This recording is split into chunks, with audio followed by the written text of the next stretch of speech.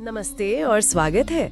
आज हम रामायण की एक बहुत ही दिलचस्प कहानी पर बात करने वाले हैं। हाँ, वो कहानी जिसमें सवाल उठता है कि भगवान राम का सबसे बड़ा भक्त कौन है। बिल्कुल वही। लेकिन हम यहाँ सिर्फ कहानी नहीं सुनाएंगे, बल्कि इसके पीछे छिपे एक गहरे सवाल को समझने की कोशिश करेंगे। सही बात है कि भक्ति असल में है क्या। हाँ, क्या वो एक तरह का ऐलान है या फिर एक एहसास? तो कहानी की शुरुआत होती है जंगल से, जहाँ भगवान राम बैठे हैं। और उनके मन में एक सवाल आता है। बड़ा सीधा सा सवाल है, मेरा सबसे बड़ा भक्त है कौन? और जैसे ही ये सवाल उठता है, माहौल ही बदल जाता है अचानक से। हाँ, मतलब पूरी की पूरी वानर सेना उनके सामने आ जाती है। अच्छा। और हर कोई बताने लगता है कि वो क्यों सबसे बड़ा भक्त है।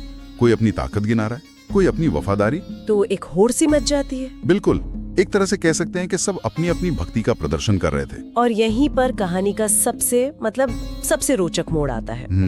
जहाँ सब अपनी भक्ति जता रहे हैं, उस शोर में हनुमान जी चुपचाप सबसे पीछे खड़े हैं। हाँ, वो कुछ नहीं कहते, बिल्कुल मौन। और ये देखकर एक सवाल उठता है कि वो चुप क्यों है?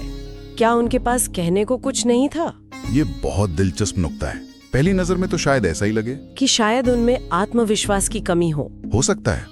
पर भक्ति के नजरिए से देखें तो हनुमान का वो मौन असल में भक्ति का सबसे ऊंचा स्तर है। अच्छा, वो कैसे? देखिए, जहां बाकी सब गुणगान कर रहे थे, अपनी भक्ति का बखान कर रहे थे, वहीं हनुमान वो आत्मनिवेदन की अवस्था में थे। आत्मनिवेदन? हाँ, ये भक्ति का वो स्तर है जहां भक्त और भगवान का रिश्ता इतना गहरा हो जाता है कि उसे साबित करने के लिए शब्दों की जरूरत ही नहीं पड़ती। मतलब उनकी भक्ति एक एहसास थी, कोई प्रदर्शन नहीं। बिल्कुल, उनका वो चुप रहना ही उनका जवाब था।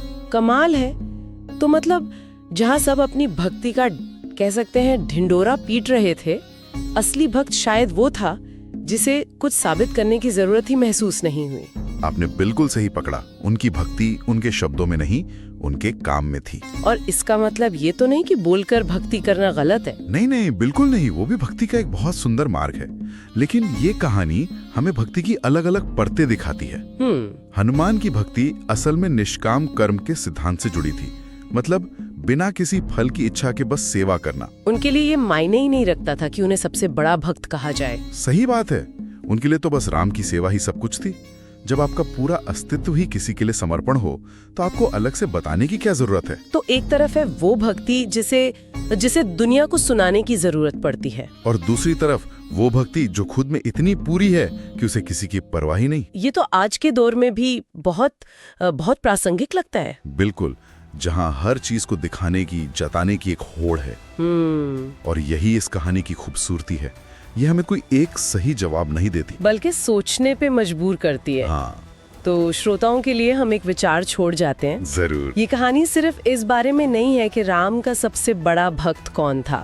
ये हमसे पूछती है कि हमारी अपनी आस्था, हमारे अपने विश्वास का असली रूप क्या है। वो रूप जो हम दुनिया को दिखाते हैं, या वो जो तब भी रहता है जब हमें कोई नहीं देख रहा होता। सच्चा समर्पण उस शोर में है या उस मौन में?